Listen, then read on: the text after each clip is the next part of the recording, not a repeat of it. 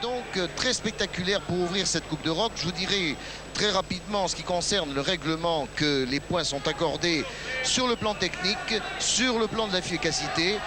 Et pour départager ces combattants, eh bien, il y a 5 juges qui notent les pieds et les coups de poing.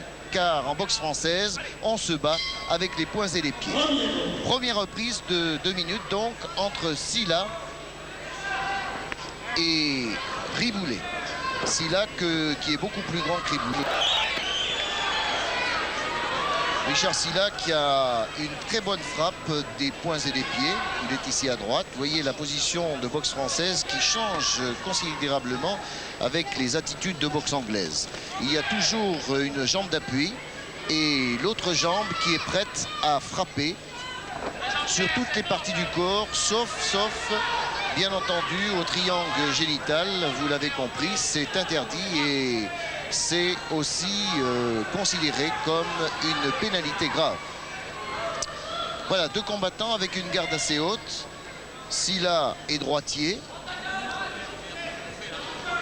mais il a la faculté de changer de... Ah, il a failli désarçonner ici Riboulet sur un petit balayage court. Richard Sylla a la possibilité de changer de garde assez fréquemment.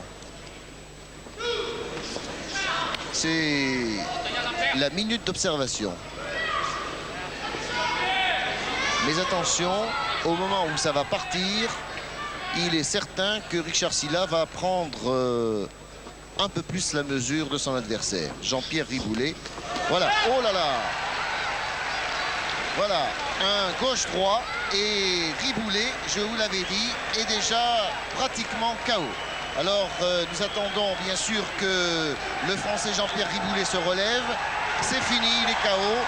Et Françoise Boulin va nous dispenser ce ralenti. J'espère que nous allons voir ce gauche-droite de Richard Sylla qui, grâce à ses points, a donc remporté le premier combat important de cette Coupe d'Europe qui opposait 2 Français. Voilà. Ça va partir du côté droit, c'est-à-dire avec Sylla. Nous allons voir son attitude. Crochet gauche et enchaîné avec crochet droit. Très bonne efficacité donc de Richard Sylla.